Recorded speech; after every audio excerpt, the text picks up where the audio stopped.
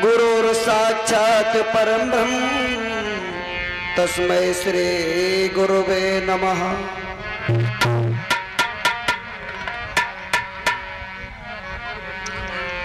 ओम ध्यान मूलम गुरु मूर्ति पूजा मूलम गुरु पदम मंत्र मूलम गुरु वाक्यम मोक्ष मूलम गुरु कृपा। ओम अखंड मंडलाकारं व्याप्तं येन चराचरं तत्पदं दरस्तं येन तस्मै श्री गुरुवे नमः।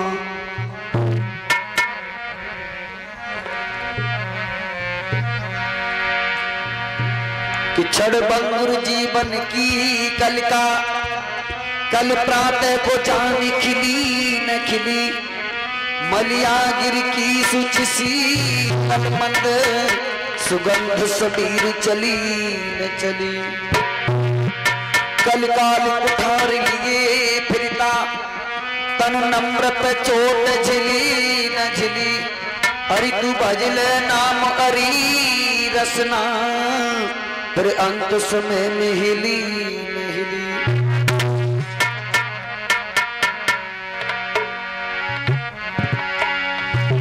तो आया प्राणी जगत में क्यों गफलत में रहो सो। ऐसे काम कर ले बंदे जस जगत में हंसी न हो।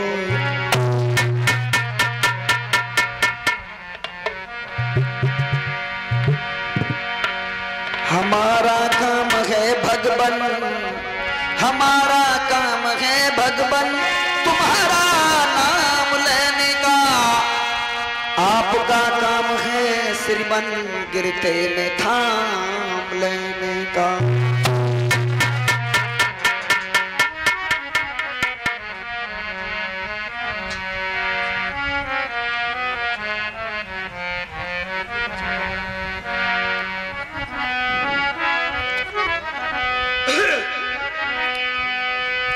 अरे मात मनाऊं सरस्वती अरे मेरी मैया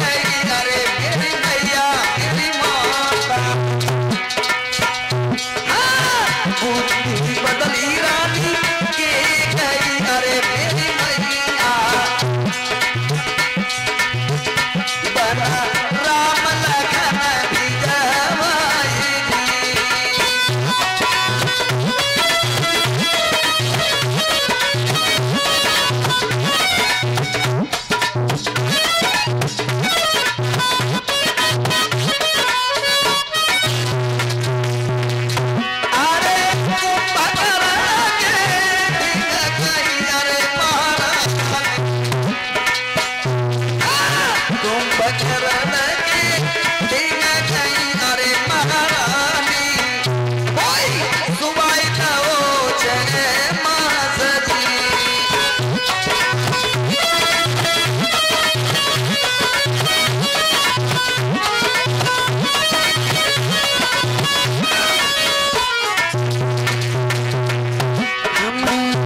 झुकाई बिना ती करे अरे मेरी मैया। और भैया अगर हमारी ये वीडियो आप फिर से देखना चाहते हैं तो राजू शर्मा टीवी चैनल को सब्सक्राइब करें और सुपर गंगा कैसेट कंपनी को सब्सक्राइब करें।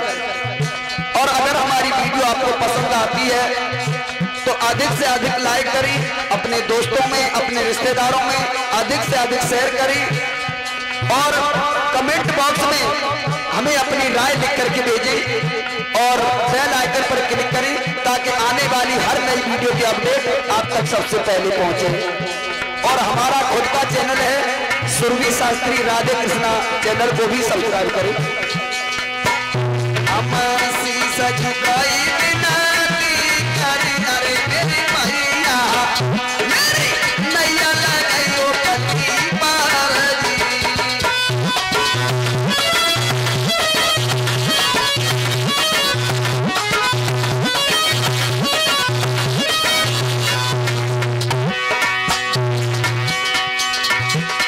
अरे अन्ना पूरा तेरा बाबाली मैया लगे खेला जा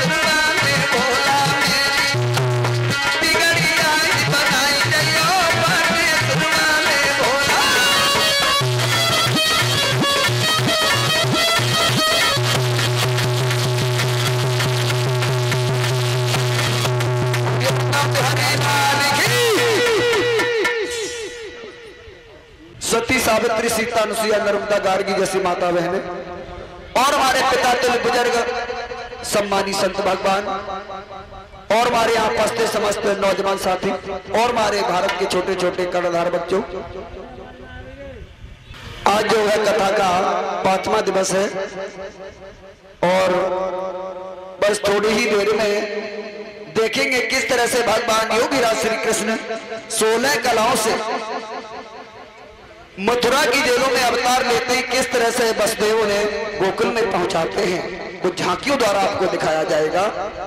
तो थोड़ा सा इंतजार करें, तब तक देख लें कि कंस का जन्म कैसे हुआ।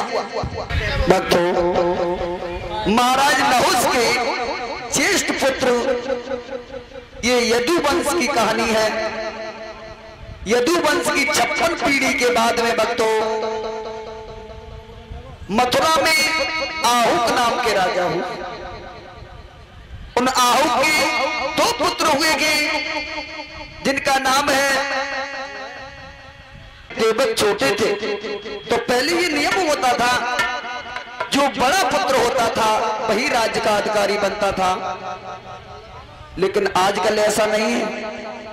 अगर आजकल हिस्सा होगा तो बिल्कुल बराबर, झाड़ू तक बट जाता है, सुई तक बट जाती है, क्योंकि अब वो प्रेम नहीं रहा भाई भाई के प्रति, वो व्यवहार नहीं रहा। ये संसार इतना स्वार्थी हो चुका है, किसी को कोई नहीं सुहाता। उग्रसेन बहुत ही प्रतापी राजा हुए हैं, धर्म पर चलने वाले। इनके शासन में लोग बड़े आनंद के साथ में समय व्यतीत कर रहे थे। इनकी एक पत्नी थी जिसका नाम था पबर रेखा, बड़ी शील स्वभाव की थी, बड़ी अच्छे विचारों की थी, अपने पति की आज्ञा का पालन करने वाली पतिव्रता स्त्री थी। भक्तों, इनके घर में किसी भी बात की कोई कमी न थी, लेकिन इनके घर में किसी संतान का जन्म नहीं हुआ। संतान न होने के कारण पबर रेखा उग्रसेन दुखी होकर के जीने लगे। और भक्तों ध्यान रहे, माताओं बहनों, घर में कितनी भी धन दौलत भरी पड़ी हो, माल खजाने भरे पड़े हो, लेकिन जब कोई पुत्र ना हो, उसका उत्तराधिकारी ना हो, तो सब बेकार लगता है, सूना सूना सा लगता है। एक दिन पवन रेखा अपने पति से कहने लगी, महाराज मुझे घर में अच्छा नहीं लगता।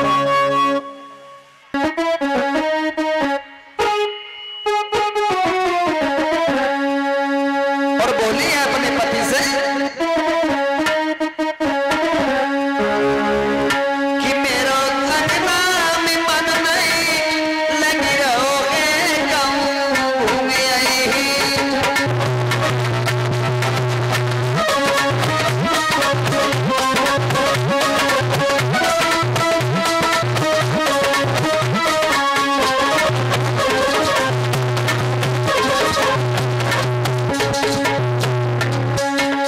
कहने लगी, हिटिया मेरा आंगना पे जी नहीं लगता, ये घर आंगन मुझे उड़ उड़ के खाने को दौड़ता है। मेरा आंगना में मन नहीं लग रहा है, घूमे आई है।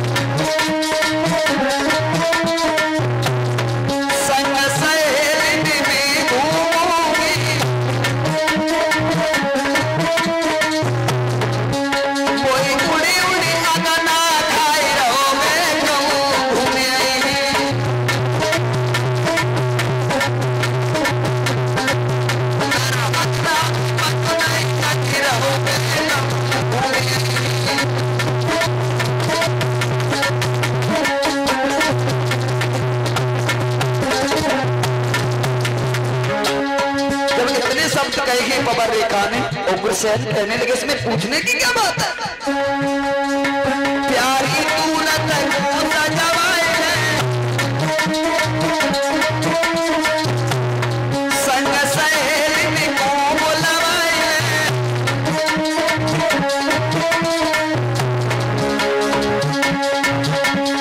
पति तेरा समझाए रहोगे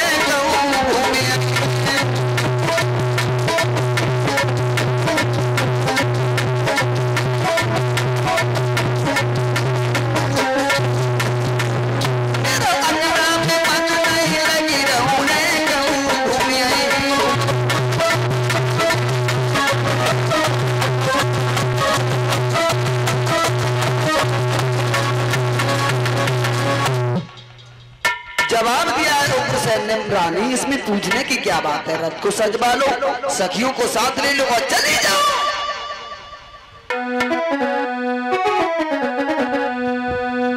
लेकिन परमात्मा को कुछ और ही मंजूर था भक्तों।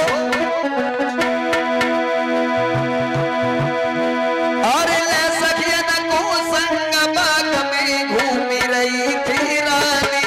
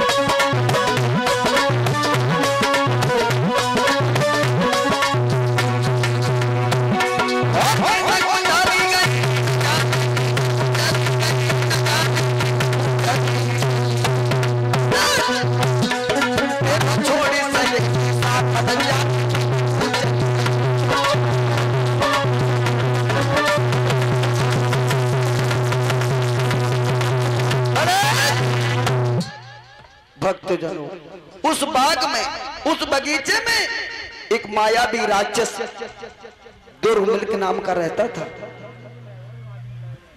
जैसे ही उस राक्षस ने, उस दुर्मिल्क राक्षस ने रानी की सुंदरता को देखा, पागल हो गया। सोचने लगा इसके साथ में संभोग कैसे किया जाए। ये पतिव्रता स्त्री है, अगर हम अपने भेष में गए तो ये श्राप दे के भस्म कर देगी। तो वो मायावी राक्षस था, उसने अपनी माया से अंधकार ही अंधकार, चारों तरफ आंधी चल रही है, तूफान। उसी तूफान में रानी सखियों से बिछुड़ गई, बहुत दूर चली गई। अब रानी अकेली रो रही है, चिल्ला रही है, नाम ले लेकर सखियों को पुकार रही है। लेकिन थोड़ी देर बाद में वो दुर्मिल्क नाम का जो राक्षस था, वो उग्रसेन का भेष बना करके रानी के सामने पहुंच गया। कहने लगा, रानी तुम रो रही हो, अरे क्या हुआ? मेरे सामने किसकी हिम्मत है जो तुम्हें बुरी नजर से देखे? रानी कहने लगी, महाराज आप यहाँ? बोले हाँ, जब तुम घर से चली आई मुझे भी घर पे अच्छा नहीं लगा, इसलिए मैं भी चला आया। लेकिन रानी ने नहीं जान पाया कि ये मेरा पति नहीं है।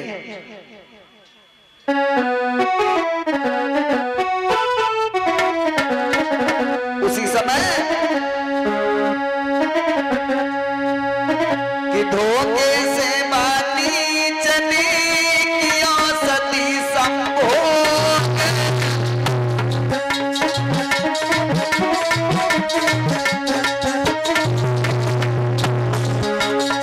धोखे में बाती चली किया सती संभोग, और प्रकट है गया तभी पापी को सहियो।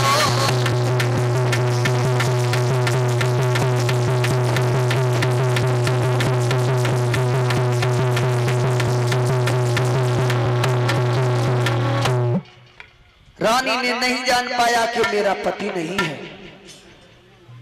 क्योंकि उग्रसेन का रूप धारण करके वो दुर्मिल्क राक्षस रानी के सामने पहुंचा था। कहने लगा, रानी देखो कितना सुंदर सुहावना मौसम है, चारों तरफ हरी भरी फुलवारी है, आओ हम तुम बिहार करेंगे। उसी समय रानी नहीं समझ पाई और उस राक्षस ने रानी के साथ में चल कर दिया। बाद में अपने देश में आया, रानी ने जो देखा एकदम से बहुत चौकी से रह गई, होश उड़ गए। कहने लगी दुष्ट तू? बोला हाँ मैं। कहने लगी ओरे अब आगे मेरी आंखों के सामने से दूर हो जा। तूने मेरे पतिव्रत धर्म को नष्ट किया। अगर मैं पहले ये जान लेती कि तू मेरा पति नहीं है तो मैं तुझे श्राप दे करके भस्म कर देती। वो दूर मिलकर राक्षस कहने लगा इसीलिए तो मैं तुम्हारे पति के वेश में आया था, मैं जानता था कि तुम पतिव्रता स्त्री हो। रानी कहने लगी ओरे अब आगे तेरी शकल मुझे अच्छी नहीं लग रही। खैर ऐसी भी है तू मेरे सामने से यहां से चला जा। और कहने लगी रानी अरे तेरो चाहिए सत्यानाश, अभागे धर्म बिगाड़ो मेरो।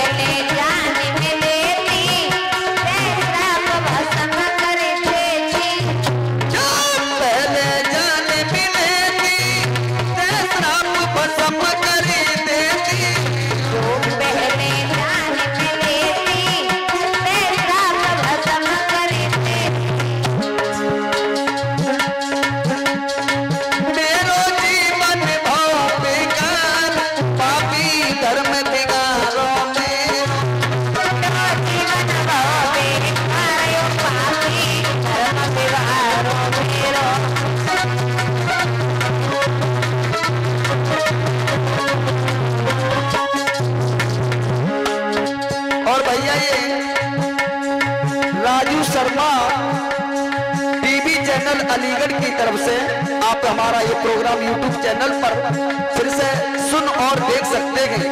और सुपर गंगा कैसेट कंपनी साकरा की तरफ से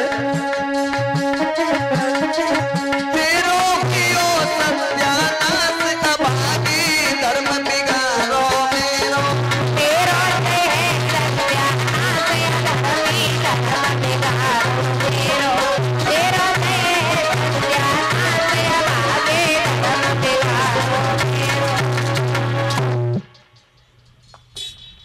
जवाब दिया तूने मेरे पतिव्रत धर्म को नष्ट कर दिया।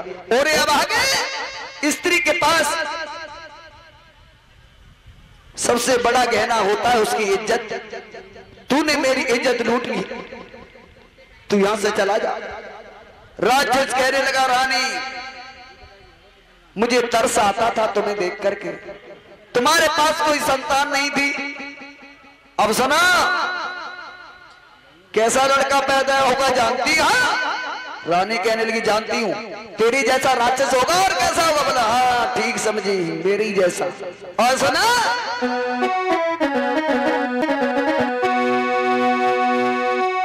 मेरे समान योद्धा होगा और मैं जीत न कोई पाएगा।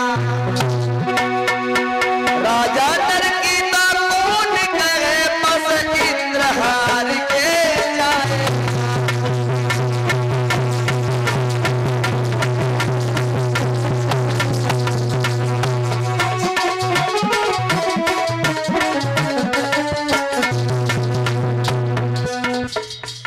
राजा महाराजाओं को तो छोड़ो, इंद्र भी उसके सामने हथियार डाल देगा।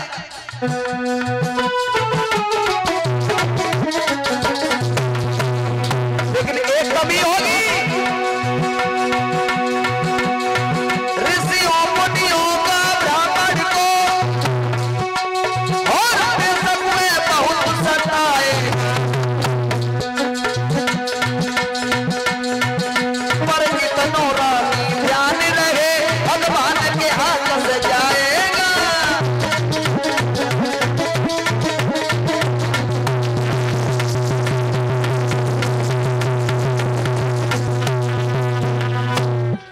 ऋषि मुनियों को, ब्राह्मणों को, गायों को बहुत सताएगा, बहुत दुख देगा, लेकिन उसकी मृत्यु होगी भगवान के हाथ से। उसे मारने के लिए भगवान को स्वयं अवतार लेना पड़ेगा, इतना बलवान होगा वो। अब रानी वहां से चली आई, वो दौड़ मिलकर राक्षस वहां से अंतर ध्यान हो गया, और जो सखियों ने देखा जवाब दिया, रानी तुम कहां चली गई थी, और ये दशा तुम्हारी किसने बिगाड़ी है, क्या हुआ? रानी ने नहीं बताया। बात बदल के कहने लगी, बहन तुमसे मैं बिछुड़ गई, एक बंदर ने आकर के शरारत की, मेरा सारा श्रृंगार बिगाड़ दिया, मेरी साड़ी को फाड़ दिया। मास्टर जी बच्चों को पढ़ा रहे थे, एक लड़के से बोले, ए लड़के तरे हो। लड़का खड़ा हो गया, बोला पढ़ो। तबूतर, तो लड़का भी वही कहने लगा, तबूतर। बोले चल गधे तही दे, तबूतर नहीं तबूतर। तो लड़का भी वही कह देता है, तबूतर। तो हकले भी कई प्रकार के होते हैं, कई ब्रांड होते हैं ना। देखिए एक बार एक बाबा जी फोटो स्टूडियो पर फोटो खिंचाने गए, तो जो कैमरामैन जो था वो थोड़ा सा हकलाता था। जैसे ही बाने कैमरा आंख से लगाओ, बाबा जी से कही, बाबा जी थोड़ा मुत कराना। अब मुस्कुराए वो कहीं ना पाए, वो बाबा जी के पल्ले न पड़ी, गए और टॉयलेट करे आए, फिर आए ठहरे आ रहे बन, फिर कैमरा लगाओ, फिर कही बाबा जी थोड़ा मुत कराना। बाबा जी फिर गए, फिर टॉयलेट करे बन, फिर भाई बात कही सो बन, जोरा उठाओ 5-7 दाई खित्ती बार मुत के हो। तो कई प्रकार के ऐसे होते हैं। अगर तुम भी भगवान का भजन नहीं बोलोगे तो भगवान भी तुम्हें ऐसा ही बना देगा। धीरे समय गुजरता चला गया, किसी ने नहीं जान पाया क्या हुआ क्या नहीं हुआ। 9 महीने बीत जाने के उपरांत रानी ने एक पुत्र को जन्म दिया। लेकिन एक बात और बता दे माता बहनों भाई बंधुओं, जब सपूत पैदा होता है तो सगुन ही सगुन होते, और जब कपूत पैदा होता है तो असगुन ही असगुन होते। जब उस बालक का जन्म हुआ तो वहां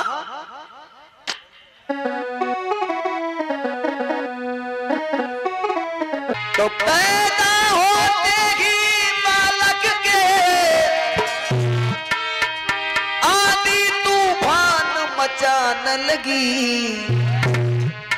बिजली चमकी आकाश हिला, एक महाप्रलय सी आने लगी।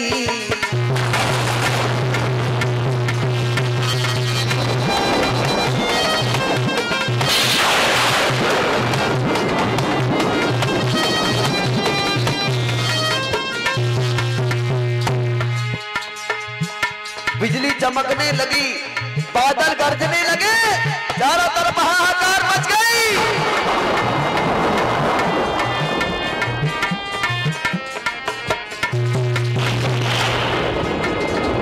घनघोर बारिश होने लगी, घने घने करके घने घुमड़ी उठा, धड़कने लगी धुरी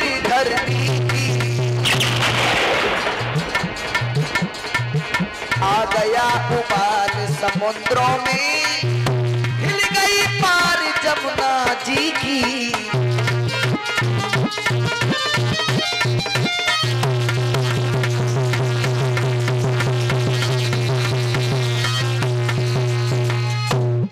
चारों तरफ कोहराम मच गया, हाहाकार होने लगी, बिजली गरजने लगी, चमकने लगी, बादल गरजने लगे, समुद्र में उबाल आ गया। जब उस बालक का जन्म हुआ, भक्तों, गर्गाचार्य जी के द्वारा उस बच्चे का नामकरण संस्कार करवाया, तो उसका नाम रखा कंस। कंस जब धीरे धीरे बड़ा होने लगा है, तो जैसा नाम है वैसा ही उसका काम है। बचपन से ही उपद्रव करने लगा, अत्याचार करने लगा, बच्चों को खेलने के बहाने ले जाता है, किसी को यमुना में ढकेल देता है, किसी को जिंदा जमीन में गाड़ देता है।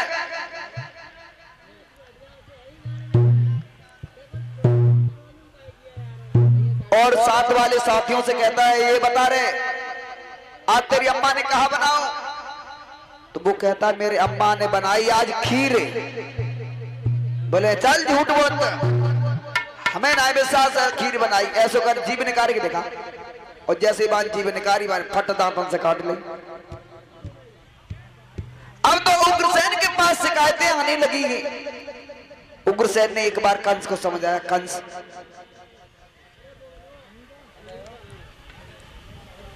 तुम ये नहीं जानते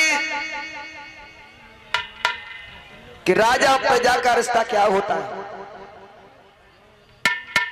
राजा प्रजा का रिश्ता वो होता है जैसे शेर का वन से है। अगर शेर अपने घमंड में आकर के वन को उजाड़ दे तो अपने शरीर को कहां छुपाएगा। अगर राजा अपनी प्रजा में दखल डाले तो शासन किस पर दिखाएगा, किस पर चलाएगा। कंस कहने लगा मेरे समझ में नहीं आई, सीधे सीधे बोला ना क्या कहना चाहते हो। ये राजा प्रजा बनी शेर ये मेरे समझ में नहीं आया। उग्रसेन कहने लगा कंस, कंस वाला चीखो नहीं, साफ साफ बताओ। जवाब दिया कंस अभी मान जाओ, ये हमारी प्रजा है और प्रजा को सुखी रखना हमारा कर्तव्य है। तुम प्रजा को सताओगे तो शासन किस पर करोगे। कंस कहने लगा समझ गया। क्या समझ गए? समझ गया। अरे क्या समझ गए? बोले मैं समझ गया कि बुढ़ापे में अब तुम्हारी बुद्धि शासन करने के लायक है ही नहीं। कंस बहुत उपद्रव करता है। बेटियां जो माखन बेचने जाती हैं रास्ते में घेर लेता है, उन्हें वस्त्रहीन करके वृक्षों से बांध देता है। बहुत शिकायतें आने लगी। एक दिन उग्रसेन कहने लगे ओरे कंस, ये आर्थिक अन्याय की चक्की में पिस रही गरीबी को हड्डियों की चरमराहट वो रंग लाएगी। देखना एक दिन मथुरा का तख्त पलट जाएगा। देखिए इन बेटियों की हालत। क्या तेरा ये धर्म है कि पराई बहन बेटी को चौराहे पर नंगा कर तू? कंस कहने लगा बूढ़े बाप मैं जानता हूं अब बुढ़ापे में तुम्हारी अकल भी बूढ़ी हो गई है। सुना तो कोई किसी की नहीं माने तो हाल मान जाए डंडे से।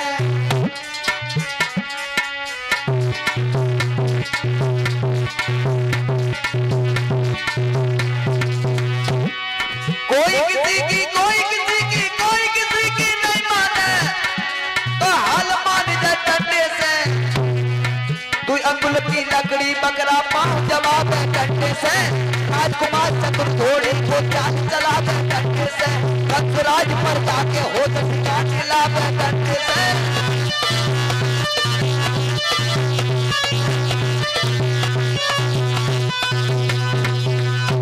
जवाब दिया, अब तुम बूढ़े हो गए हो और चिंता छोड़ के चिंतन करो और ये मथुरा का ताज मुझे दे दो, ये मथुरा का ताज मुझे दे दो, तुम आराम करो, आराम की तुम्हें सख्त जरूरत है।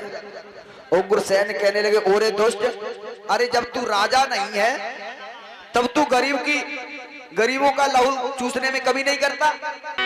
अरे नरेश यादव प्रधान जी ने पकड़ी एक सच तलवार, इतने मान हमारो राखो, इनकी पद राखे करतार, राखत लाज आज दंगल में, हर रक्षा करे सारदा माई को लाज रखे भैया को, पूरे हबी फकीरी का हाल जब मुस्किना हर की छूटे, हर कोना कोई फर्क भी जाए जब मुस्किना हर की छूटे।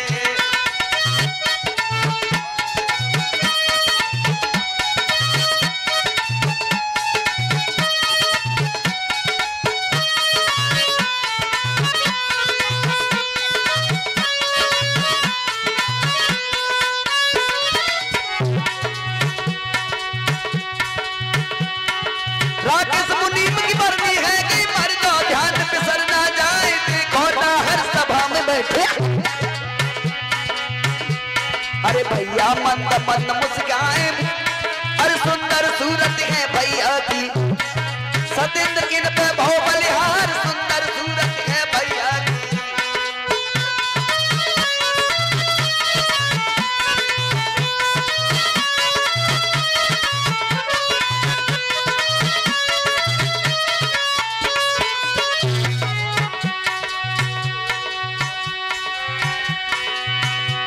अरे योगेंद्र सोहम की बरनी है, मर्दो ध्यान फिसल ना जाए, देख जिला पंचायती सदस्य कहा बे,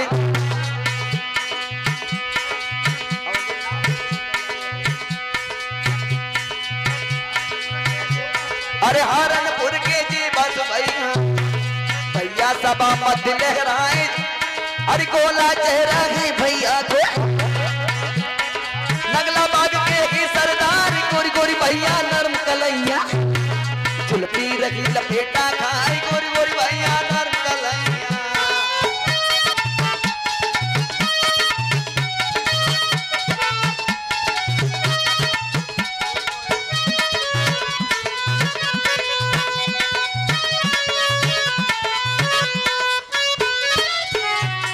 योगेंद्र यादव की बरनी है भैया, ध्यान फिसल ना जाए,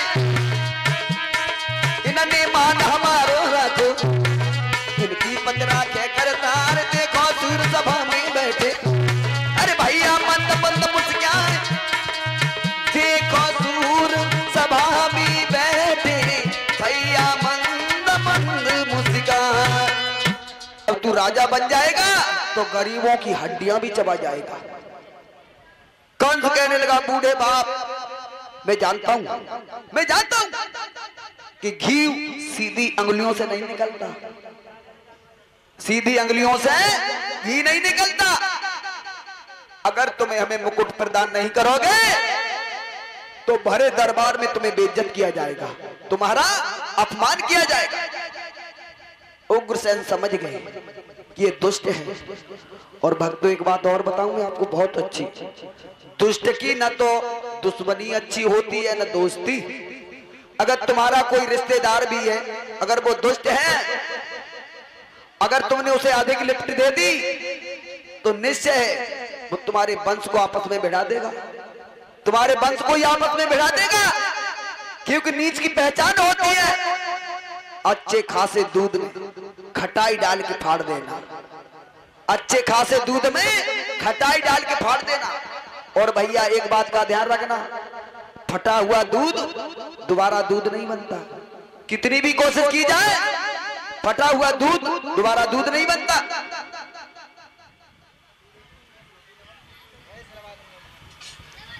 क्योंकि दुष्ट से तो सांप अच्छा है, सांप जब ही डसेगा जब उसकी मौत आएगी, लेकिन दुर्जना पदे पदे, दुष्ट पग पग पर डसेगा मुंह पे मीठा बोलेगा लेकिन पीछे तुम्हारी कर्तव्य करेगा। देखिए, जिसका तेरे बच्चों पर बखूबी प्यार है, जिसका तेरे बच्चों पर बखूबी प्यार है, अरे वो तेरा दुश्मन नहीं, तुझसे भले ही टकरा रहे। और तुमसे तो है मोहब्बत, नफरत तेरी संतान से।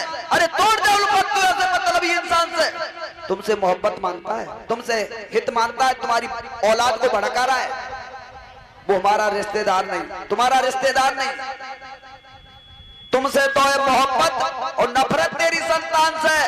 अरे तोड़ दे उल्फत ऐसे मतलबी इंसान से। अगर ऐसे मतलबी इंसान को अगर आपने अपना लिया तो निश्चय है वो तुम्हारा नाश किए बिना नहीं मानेगा, क्योंकि दुष्ट का स्वभाव होता है आग और सांप जैसा। आग जो है तुम्हारे छप्पर को जला देगी, तुम्हारे छप्पर को जला देगी, बाद में खुद बुझ जाएगी, बाद में खुद राख हो जाएगी। और ये सर्प तुम्हें डस लेता है, तुम्हें मार देता है, उसका भोजन नहीं होता लेकिन फिर भी तुम्हें डस लेता है। इसलिए भाइयों, ऐसे दुष्ट लोगों से, ऐसे नीच लोगों से बच के रहिए। समझ गए उग्रसेन कि ये दुष्ट है और मुझे मुकुट प्रदान कर देना चाहिए। उग्रसेन ने मुकुट उतार के कंस के माथे पर रख दिया। कंस राजा बन गया। कंस ने जवाब दिया, सिपाहियों, हमारे पिताजी ने हमें जब बालिग समझा, बुद्धिमान समझा, तो हमें मुकुट प्रदान कर दिया। अब तुम सभी लोग हमारे पिताजी का श्रृंगार करो। लोग कंस की मुंह की ओर ही देखने लगे, बाप का श्रृंगार क्या होता है। तब तक सिपाही लोग हथकड़ी बेड़ियां लेकर के आ गए।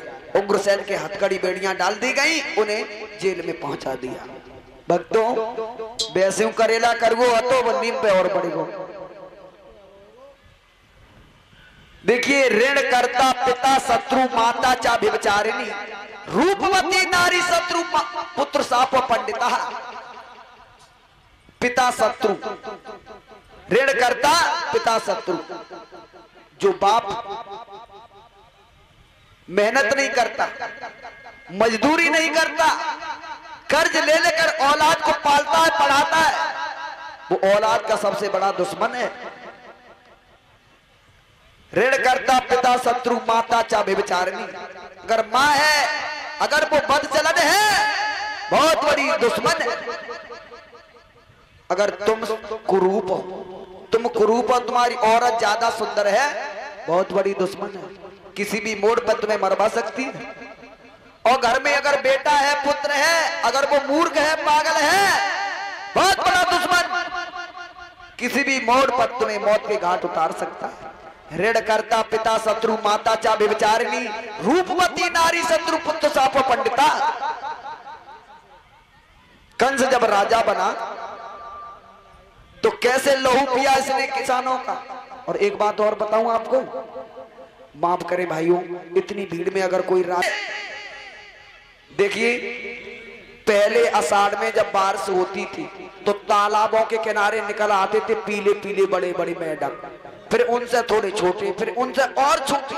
तो बड़े वाले बोलते थे चल बारात, चल बारात, चल बारात। तो छोटे वाले बोलते थे कुन कुन कुन कुन कुन कुन कुन कुन। फिर बड़े वाले बोलते थे मैं तू, मैं तू। इसी तरह से ये नेता मेढक की आवाज में बोलना शुरू हो जाएंगे। नई नई झंडा लेकर, नई नई पार्टी बनाकर। अभी निगाह उठा के देखो, नेताजी दिखाई नहीं देते। आने दो इलेक्शन, कि जब कि नजदीक होने को इलेक्शन होने लगता है, गरीबी से अमीरी का कनेक्शन होने लगता है।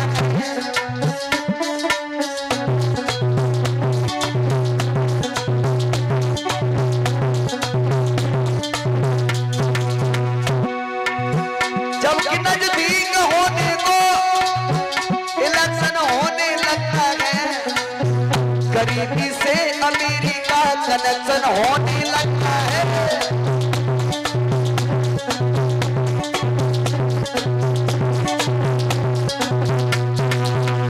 जबकि नजदीक होने को इलेक्शन होने लगता है, मतलब के लिए। और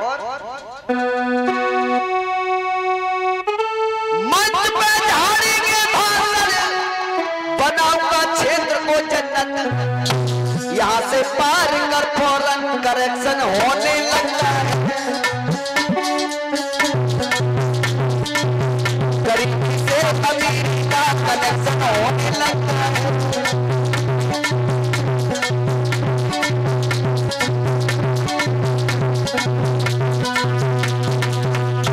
जो भाषण की घुटी पिलाई, करेक्शन होने लगा। बहुत बहुत धन्यवाद। जैसे ही निकल की चीज बनाई है इलेक्शन,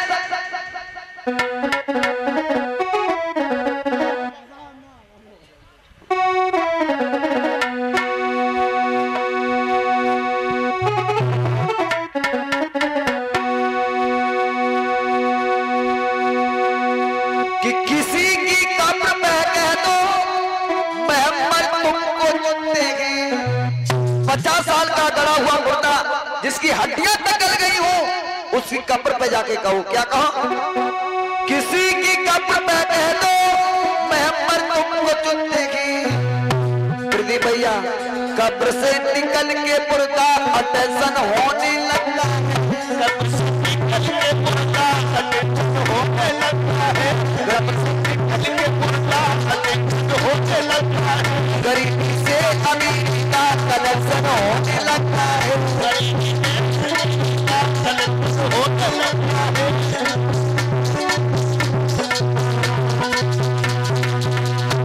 50 साल का गला हुआ मुर्दा जिसकी हड्डियां तक गल गई हो, कब्र पे जाके कहो,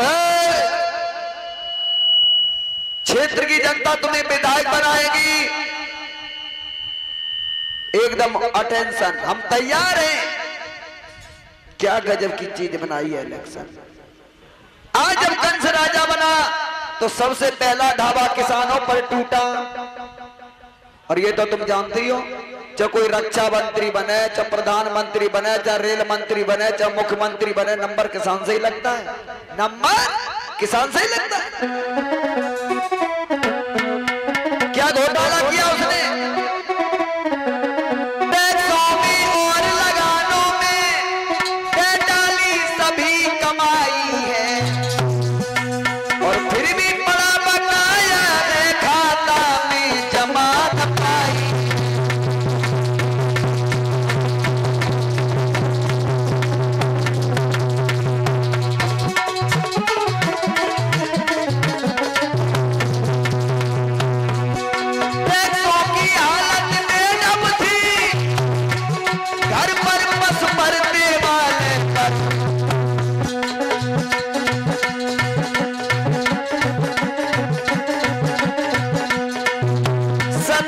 कसम से कह रहे भी बन टैक्स लो शौचालय पर।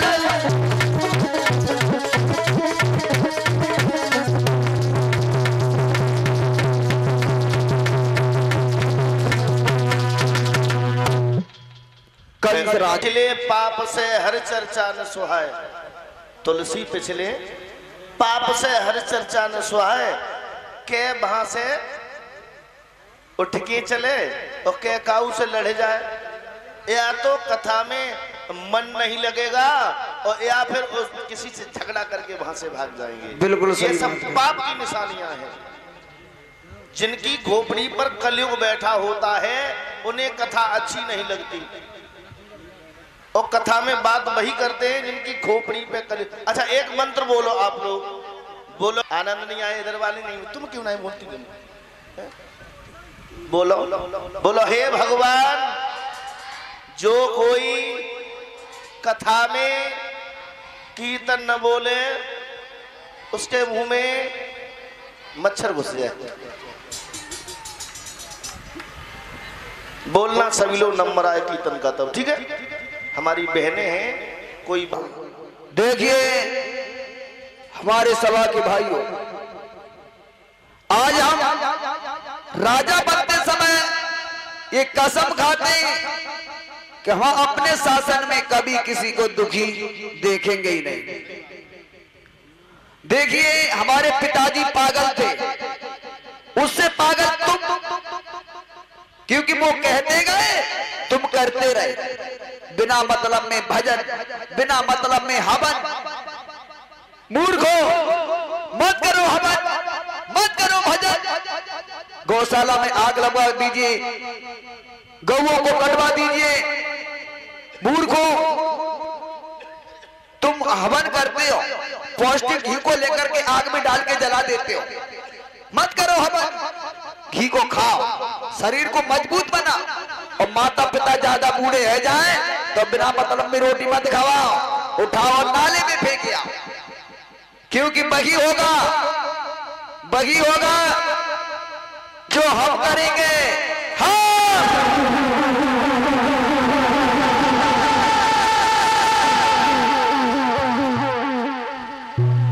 जब कंस राजा बना है भक्तों, कि अधिकारी भव जब कंस राजा, तो कानून नए नए बनने लगे।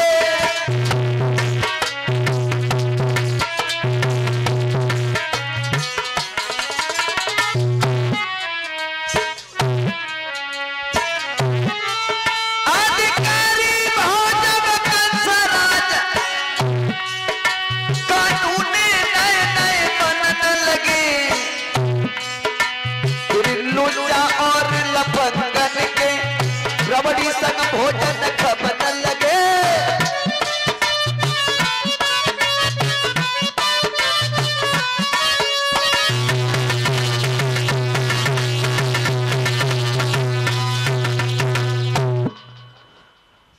अब तो भैया कंस अत्याचार कर रहा है, संतों को साधुओं को पकड़ पकड़ करके जेल में डालने लगा।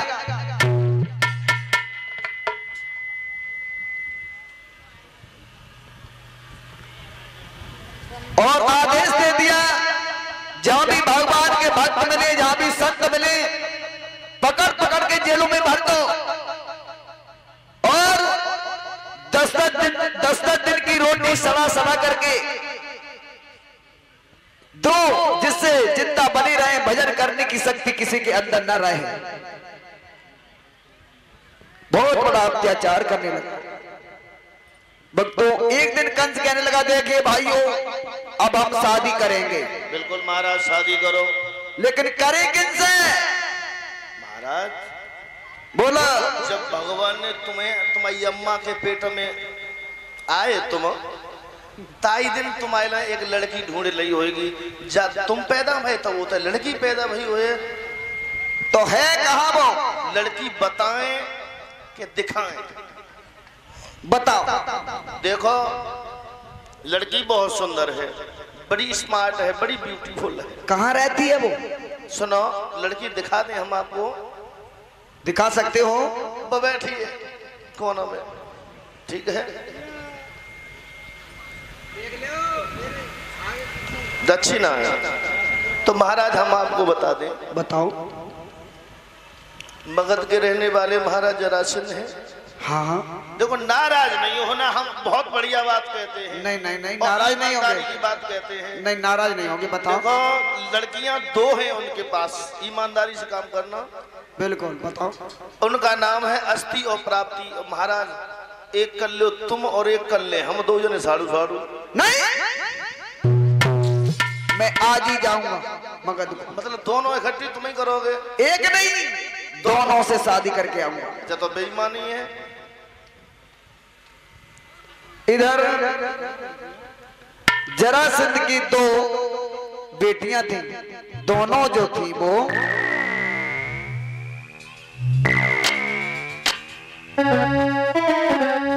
वे दोनों चंद्र बदन उजियारी, और घूमी घर में क्वासी।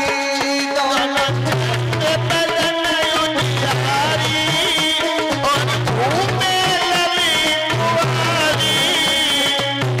दोनों चंद्र बदन उजियारी, और घूमे घर में क्वासी।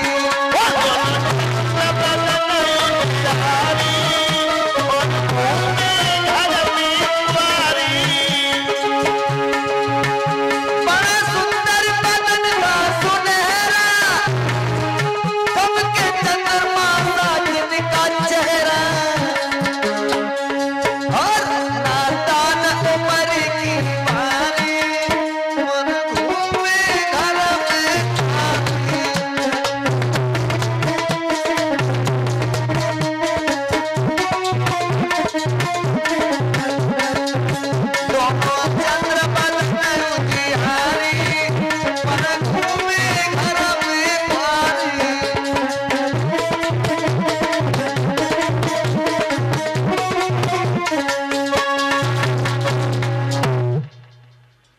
पहुंच गया कंस मगध के राजा जरासंध के पास और जवाब दिया, आइए भोजराज कंस आइए। जवाब दिया, आप हमसे परिचित हैं? बोले हाँ, आप मथुरा के राजा हैं। भूल गए मथुरा के राजा नहीं, मथुरा के भगवान भोजराज कंस।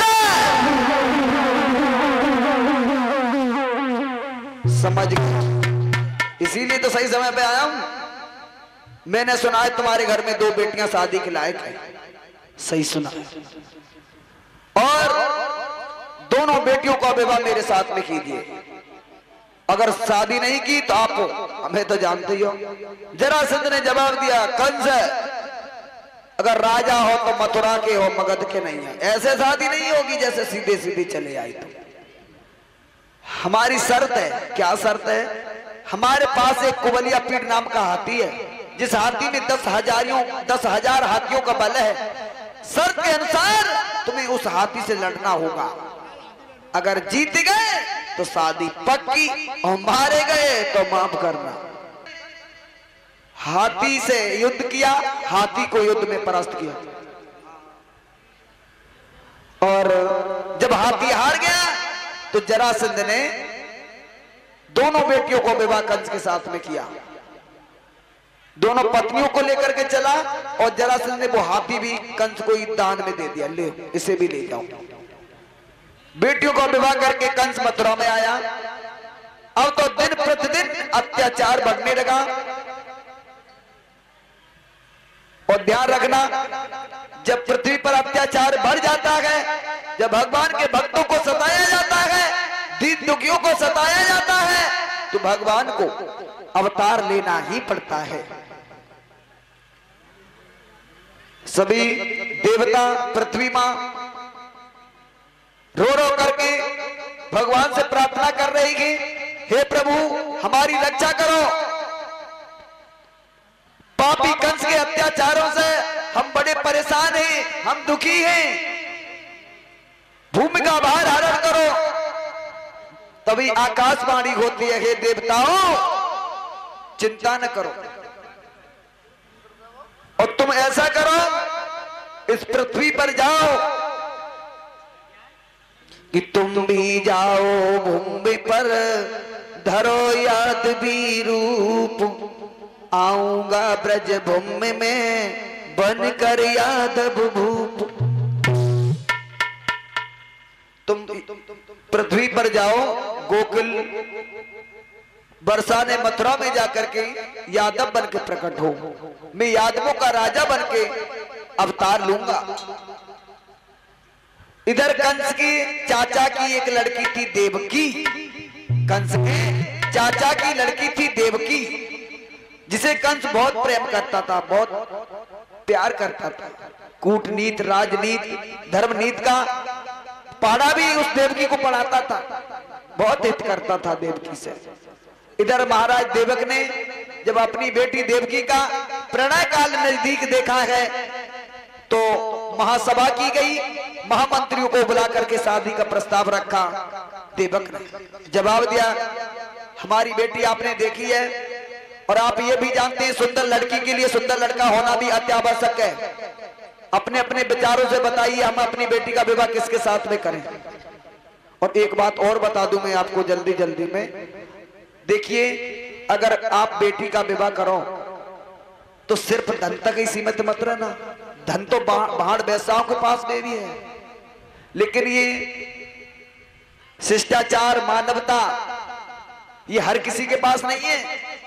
अगर तुमने लोभी लालची के हाथ में बेटी दे दी तो कभी सुख की नींद नहीं सोने देंगे। दामाद को क्या समझते हो आप?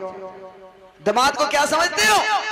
अरे चीता न देखा हो तो देख ले बिलाई को, चीता न देखा हो तो देख ले बिलाई को, और दुश्मन न देखा हो तो देख ले अपने भाई को।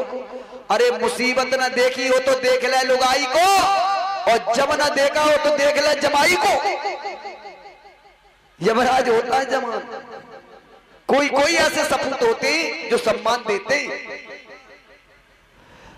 तो सबने सलाह मिला करके जवाब दिया, हे महाराज, हमारी नजर में एक ही लड़का जिसके लिए तुम्हारी अन्य बेटियां भी ब्याही गई हैं, सूरसेन के पुत्र वसुदेव के साथ में शादी तय की गई। भक्तों, जब शादी तय की गई, जब शादी हुई तो दहेज में काफी धन दिया कंस ने। घोड़ा, हाथी, सोना, चांदी, रुपया, पैसा, बहुत कुछ दिया। आज देवकी दुल्हन बनकर के ससुराल के लिए चली।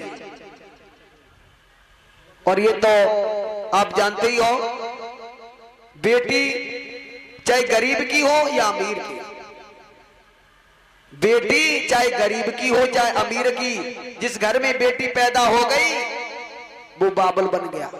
पैदा हुई थी बिटिया जिसने बाबुल बना दिया, पैदा हुई थी बिटिया जिसने बाबुल बना दिया। और पढ़ा लिखा कर बाबुल ने जब बेटी को बड़ा किया और धूमधाम से बेटी का जब बाप ने ब्याह किया, रोए रोए के लाड़ो को जब घर से विदा किया तो डोली में बिठालते बिठालते बाप के मुंह से निकल गई कि आज हमने गंगा नहा लिया। ये क्यों निकल जाती है बात? बेटी का भाई पाप है, और गंगा तो हम तुम तब नहाओ जब हमसे कोई पाप बन जाए। हाँ, एक नजर में लड़की पाप है। कैसे? लड़की पढ़ने जा रही है, रास्ते में किसी ने छेड़ दिया, सारे क्षेत्र में आग लग गई, अरे बाकी लड़की छेड़ गई। अगर लड़की किसी बदतमीजी के जंगल में आकर के घर छोड़ के भाग गई, सारी रिश्तेदारी में आग लग गई कि उसकी लड़की उसका मुंह काला कर गई, लड़कियां बहुत बड़ा पाप है। जिस दिन बाप अपनी बेटी को डोली में रख देता है, कहता है कि आज हमने गंगा नहा ली, जिसका कर्ज था उसे अदा कर दिया, जिसकी अमानत थी उसे सौंप दी, जिसका ऋण था उसे अदा कर दिया, आज हमने गंगा नहा लिया। आज देवकी जो है दुल्हन बन करके ससुराल के चली है। बहुत रोई देवकी, बहुत रोई। आजकल की जो पढ़ी लिखी ना रोबती, गाड़ी में बैठी, टाटा बाय बाय हाय हाय गई। देवकी बहुत रोई, अपने भैया के गले लग करके, अपने पिता के गले लग के, अपनी मां के गले लगे। कैसे?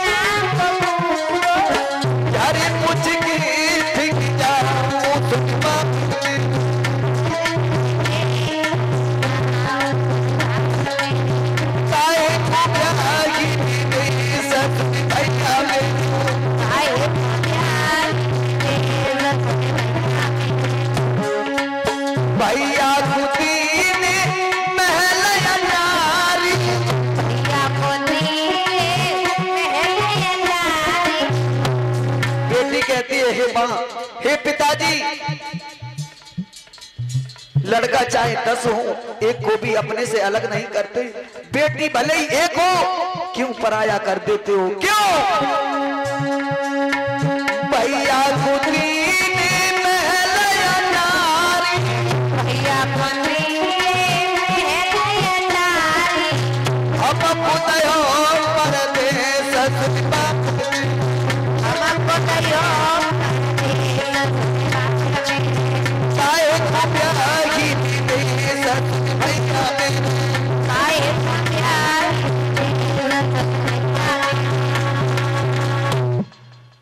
इस तरह से देवकी को जब विदा किया है, 2-3 ही खेत रथ निकल पाया, तब तक आकाशवाणी हुई, भोजराज कंस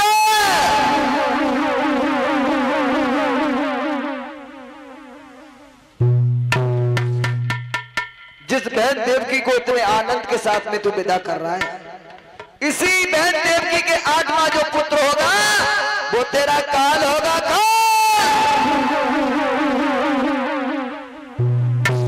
जो ये सुना कि 8वां पुत्र देवकी का काल होगा, कंस को इतना भयंकर क्रोध आया कि रथ के पहिया जमीन में धंस गए।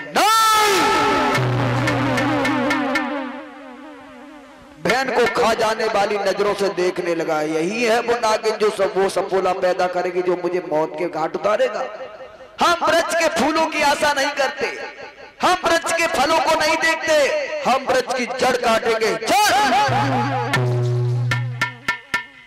आज बहन देवकी के केस पकड़े, रस से नीचे पटक दिया, तलवार उठा करके मारना चाहा। कहने लगी बहन देवकी, भैया क्या हुआ? अभी तो तू खुशी खुशी विदा कर रहा था, अब मुझसे कौन सी भूल बन गई जो मेरे प्राण लेने जा रहा है? जवाब दिया, न रहेगा बांस न बजेगी बांसुरी। बहन कहने लगी, भैया मार दे मुझे। अगर मेरी जैसी बहन तेरे जैसे भैया को काल पैदा करेगी तो भैया मुझे पैदा ही नहीं होना था, और पैदा होगी हो भी गई थी तो मुझे पैदा होती होती मर जाना था। मार दे भैया।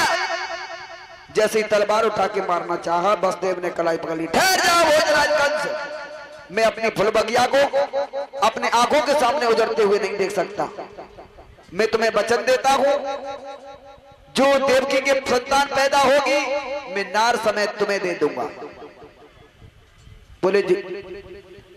कंस ने जवाब दिया, अगर तुमने छल किया तो जानते? बोले हाँ जानता हूं, मैं छल नहीं करूंगा, मैं यमुना मैया की सौगंध खाता हूं, मैं शपथ पूर्वक कहता हूं जो भी संतान देवकी के पैदा होगी मैं तुम्हें दे दूंगा।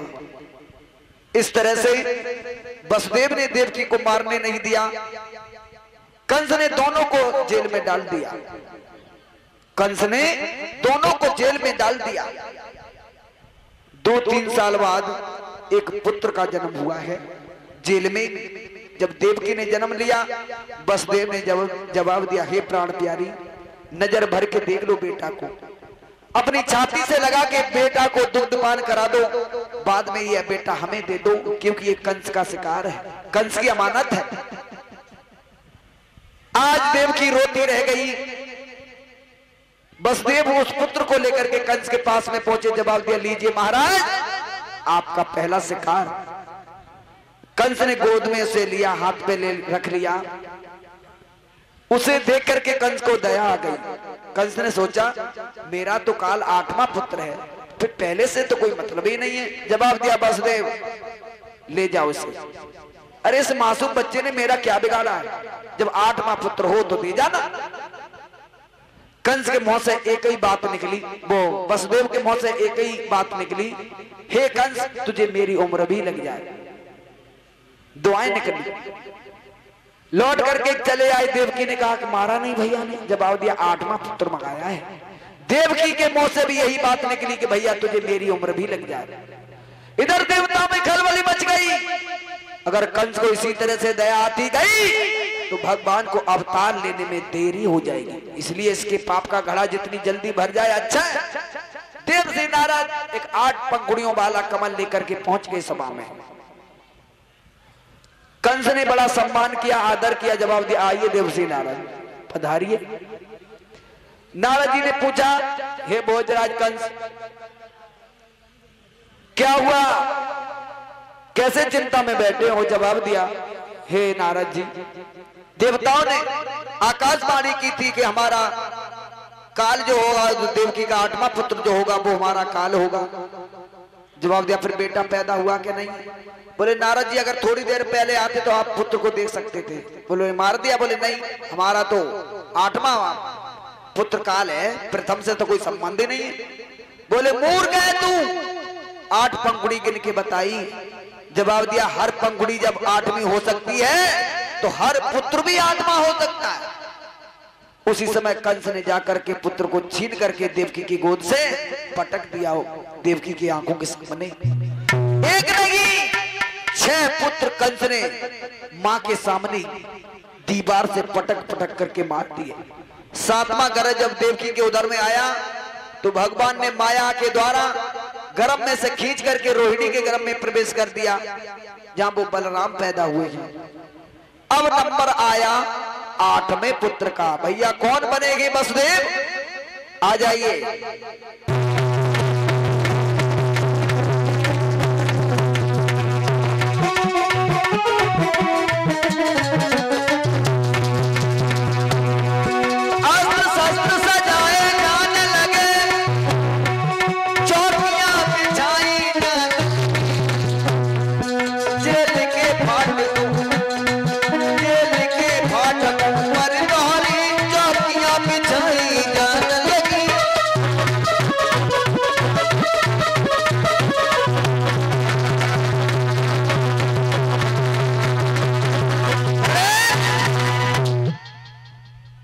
भगवान ने अवतार लेने से पहले देवकी वसुदेव को दर्शन दिए और जवाब दिया कि जैसे ही मेरा जन्म हो मुझको चुपचाप गोकुल में बाबा नंद के यहाँ पहुंचा देना। दर्शन देकर के भगवान वहां से अंतर ध्यान हुए थे। उसके बाद में जब प्रसव का समय आया है, देवकी के जब पीड़ाएं होने लगी हैं